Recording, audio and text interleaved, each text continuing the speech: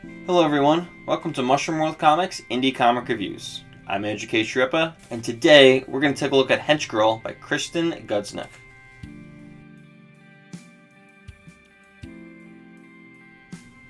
So years ago I used to work at a comic book store, and part of what came with that was getting to know all the graphic novels and all the comics, all the products around the store. And I remember always seeing this book on the shelf. I always liked the art style, and I actually didn't buy it back then. But years later, at a Comic-Con, I think it was New York Comic-Con, I actually met the author of this book and the artist, Kristen Gubsnuk, and it was really cool. Once I saw her booth, I was like, okay, now is the time to get the book. So I did, and I ended up getting it signed. So this is a really special copy for me. It was a really good read, and let's talk about it. So the main character of this book, Mary Posa, is a henchgirl. She works for the villainous group, the Butterfly Gang.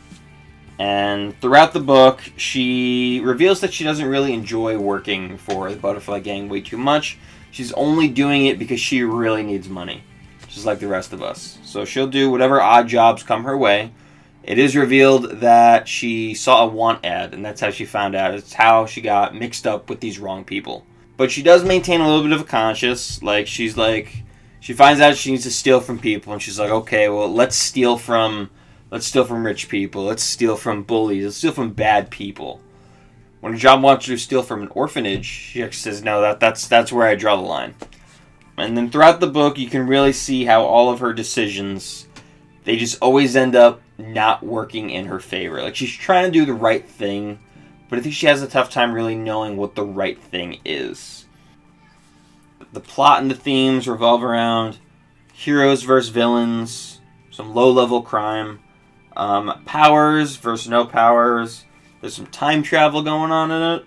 There's the big question of morality. And it pokes fun at different tropes, which is really fun. You can see some names of characters that are just like, oh, that's what that's making fun of. Also a lot of shout-outs for coming up with your own fictional brands, so you don't got to worry about copyright. Not that I would know anything about that. There's some light romance, and it's not forced. That's what I like about it. It's a slow burn, but it develops and it gets somewhere, which is what I really like. I really like when there's a romance that gets somewhere.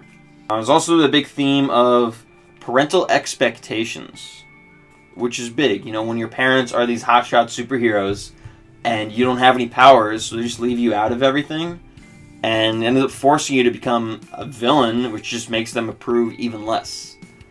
So I definitely feel for Mary, and her position sucks, but she's doing her best, and that's what counts. But this book really does have a good supporting cast. Let's talk about some of the characters. So, our main character, of course, Mary Posa. When she has her family, she has her sister, Photo Girl, and her parents are also superheroes. So that kind of makes it a little tough for her working as a supervillain, working under a supervillain. Also, the parents are super famous, and they actually write like a memoir about themselves, but they have to leave out the story of their daughter because it just doesn't fit with the rest of the narrative. So she's definitely pushed to the side because she doesn't have any powers, and that kind of sucks for her. It makes it really hard to just find work, find things to do, and stand out.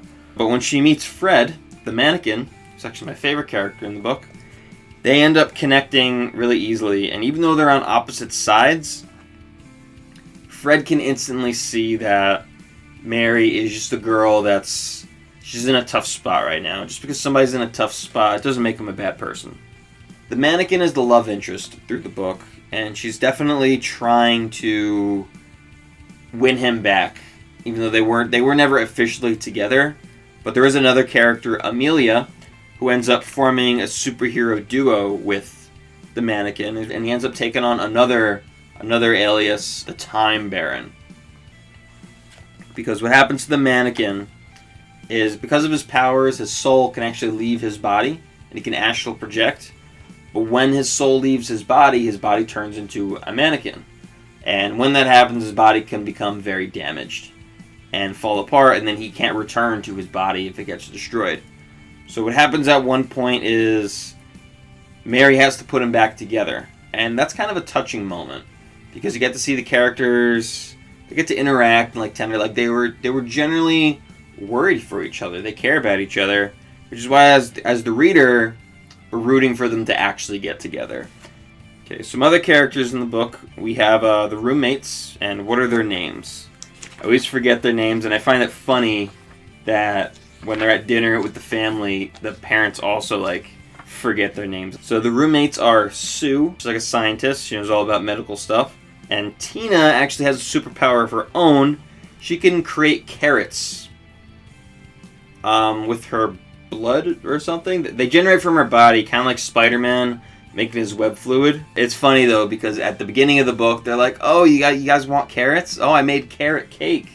And I'm like, "What's the deal with all the carrots?" And then later she's like, "Oh, I got powers," and then just kind of like regurgitates a carrot from her wrist, and everybody's like, "Oh my god, that's gross! I'm never eating. We were eating these things. Oh, I'm never eating carrots again."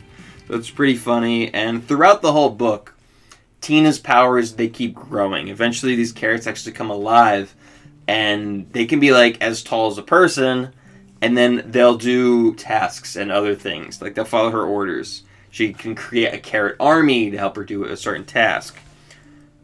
Sue is also kind of like the voice of reason in this book. She's definitely the mom of the group. She's definitely trying to look out for everybody.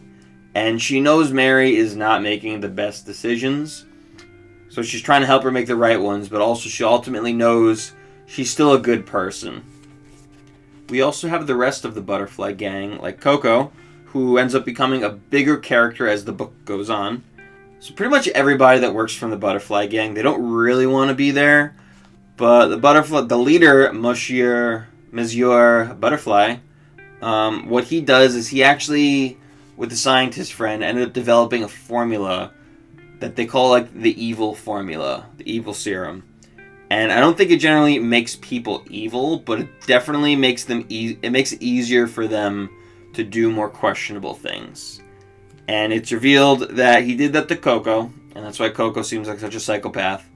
But then later on he does that to Mary, and then in contrast, Coco and her end up becoming best friends.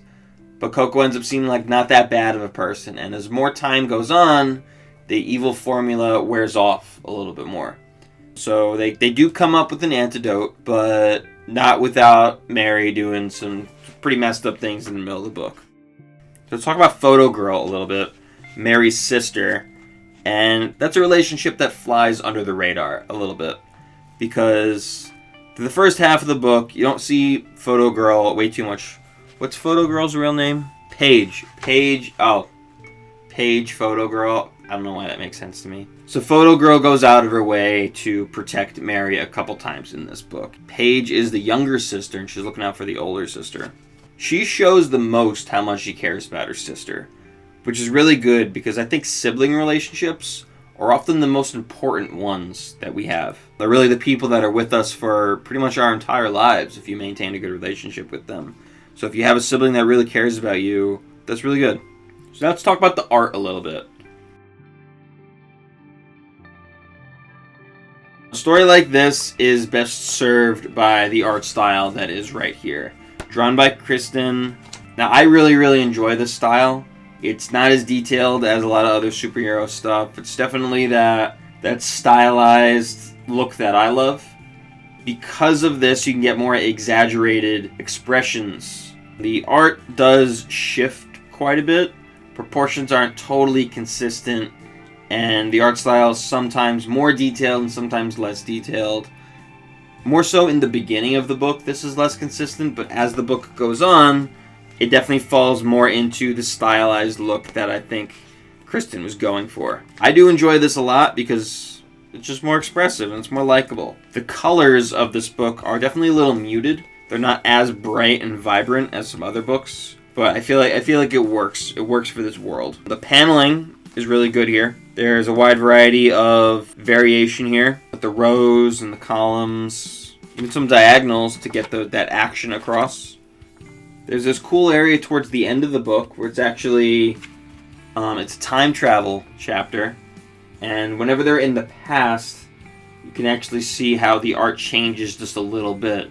It's got more of that comic booky feel. It almost makes me look like I'm looking at old photographs, like a memory of the past, rather than actually experiencing it in the now. There's a small amount of gore through this book, but nothing that's all that bad. Just some organs, just normal stuff. The areas where it zooms in on a face and becomes a little bit more detailed, a little bit more grotesque, it's almost shining light on characters that are disingenuous in that instant. Like, there's a page here where Photo Girl, I don't really understand what's going on here way too much. Like, the face, it's almost like, I almost don't want to trust the smile. But above, it's super cute. I also like the coloring in panels like this one, where you can actually see that the glow of the TV is affecting the lighting in the whole room. When I read this book a long time ago, I ended up really, really liking it, of course, but I don't think I understood the ending of it too much. I really just wanted more. And that was my biggest criticism of it. I just wanted more, which it's a good problem to have, but after giving it another reread right before making this video, I ended up understanding what Kristen was going for just a little bit more. And my initial rating was going to be 8.0, but I'm going to give it an 8.5. I really enjoyed this, and I would recommend this a lot. It's a great read. If you like this book, and you want to try to find some other stuff for it, let me check my notes. I got some alternate recommendations. Definitely check out some manga, like One Punch Man, or My Hero Academia Vigilante. I also wrote down here Coffin Bound. This book is published by Dark Horse. You can find it in most comic book stores. Make sure you support businesses. You can find it in your Barnes & Nobles. It is also available digitally in a lot of different ways. Thank you so much for sticking around. If you enjoyed this video, please give me a like. Even better, give me a subscribe. I got a lot of content that I'm trying to work on in the next couple months. So if you let me know that you like this, it'll give me that encouragement to make more stuff. If you have any books that you want me to review next, drop a comment down below and I'll check it out. Whether that's from another publisher or something that you personally made, I would love to give my thoughts on it. Here at Mushroom World Comics, we encourage you to never stop reading. Read as many books as possible. For why live just one life when you can live 1,000 lives?